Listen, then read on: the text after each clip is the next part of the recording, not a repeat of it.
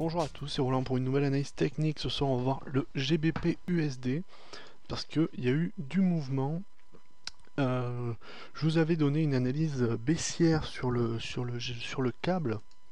Alors on va reprendre ça. Donc dans l'ensemble, je tiens à préciser que je garde mon scénario de fond. Alors donc on va le redécrire plus généralement avec une vue weekly, quoi. Bon, comme ça se voit très bien. Donc, on a eu un triangle symétrique ici, qui a été franchi à ce moment-là, donc autour de fin janvier. Donc, donc précédé par la cassure d'un double sommet qu'on observe juste précédemment, hein, donc qui confirme la cassure du triangle symétrique. Et au sein même de ces figures-là, on avait une figure plus générale en rectangle ici, à plat, que j'ai définie ainsi. Donc la figure principale dont je parlais dans l'analyse précédente, qui a été franchie, elle, mi-février. Et donc à cet égard, à ce moment-là, n'ayant pas trop de retard, j'ai donné une analyse baissière en attendant un pullback. Donc le pullback s'est réalisé dans l'ensemble jusqu'autour du 25 mars sur cette zone ici. Donc là, moi, honnêtement, j'aurais pour les audacieux, donc je pense que j'avais conseillé, donc enfin, je l'avais pas conseillé, j'avais dit pour les audacieux, prendre des positions baissières, c'était pas forcément inenvisageable, ça pouvait être un bon point d'entrée, mais il fallait attendre quand même une confirmation parce que même si le niveau ici de 1,52,5 est très très fort pour une reprise baissière, on avait potentiellement une formation ici sous une forme un petit peu d'ETE renversé, comme on observe là, vous voyez. On va passer en 4 heures, je pense, ça va être plus joli. Enfin, plus joli. On va mieux voir la configuration. Alors voilà, donc je vais supprimer. Donc vous voyez la formation en ETE ici, dans l'ensemble. Alors on va enlever des formations graphiques. Donc là, on remarque bien dans l'ensemble le pullback. Alors, globalement, donc 1,52,5, vous voyez où c'est, hein, c'est vraiment le niveau pivot. Ici, donc ça forme une ETE inversée. On l'a franchi à ce niveau-là, donc il n'y a pas longtemps, ça doit être le 5, donc vendredi. Alors, comment ça a été franchi?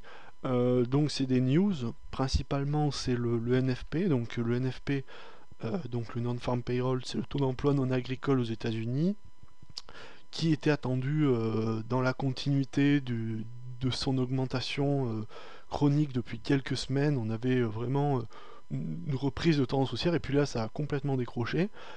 Contrairement aux estimations, hein, on voit les écarts entre l'estimation et la réalisation qui sont énormes, donc ça a généré effectivement une accélération du GBP face au dollar, enfin une baisse du dollar face à la livre surtout, qui a provoqué ce débordement aussi. Alors maintenant, reste à savoir si il est valide finalement. Est-ce que ce débordement ne va pas se solder la semaine prochaine par une reprise baissière?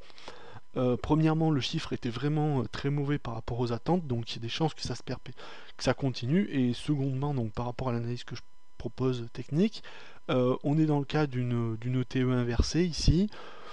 Pour moi, on reprend les objectifs, on l'a franchi à la hausse, vous voyez, donc on reprend les objectifs et on reporte, ça nous donne autour de 1,56, 56,5 à peu près, tout au plus, hein, puisque les objectifs en général ne sont pas trop dépassés sur ces figures là en pullback, donc ça ne correspond à aucun niveau particulier, peut-être un retracement de Fibonacci, ça fait bien longtemps que j'ai pas trop utilisé, non, ça ressemble, bon, c'est l'objectif donc de la figure actuelle.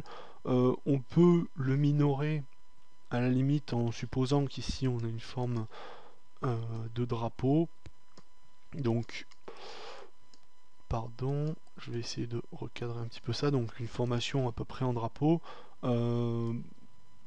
donc l'objectif serait reporté au plus bas et non au plus haut.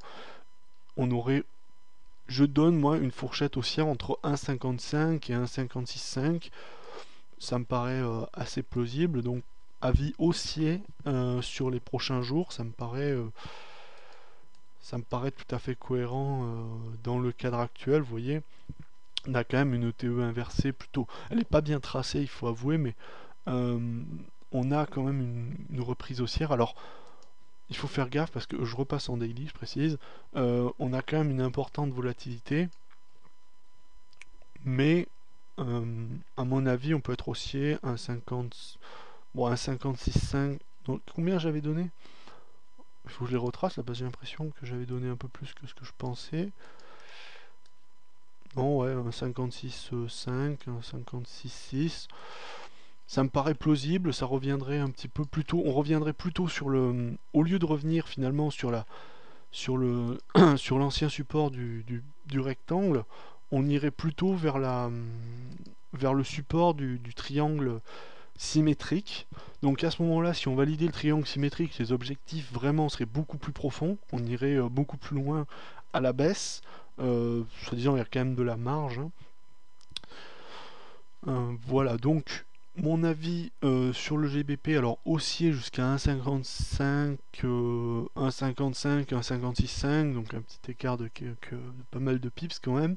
Donc globalement, donc pour faire plus clair, on va le tracer par là, donc une région ici, je dirais comme ça pour les objectifs, vis-à-vis de la figure bien entendu.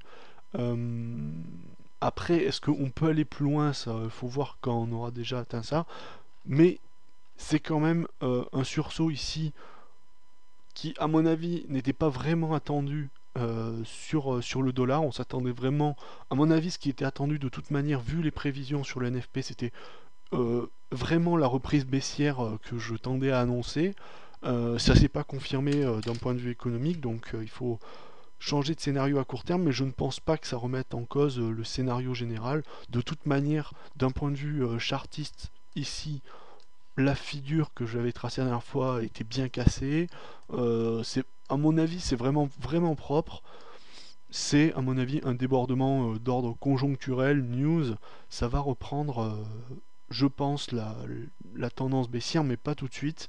Il faut attendre un pullback un peu plus significatif vers au-dessus de 1,55 et après on pourra, je pense, trader à la baisse. Trader à la baisse maintenant, c'est tout à fait périlleux, et même si c'était amené à repartir à la baisse dès la semaine prochaine, donc dès demain, si ça repartait à la baisse, on ne sait pas dans quel degré de volatilité, on n'a aucune idée d'où mettre son stop à cet endroit-là, puisque là, vous voyez, il n'y a pas d'endroit pour placer un stop de manière efficace. Si on voulait shorter, il faudrait vraiment stopper loin. Donc, à mon avis, il faut plutôt être dans une configuration d'attente en daily, de trading haussier à court terme en H1, H4.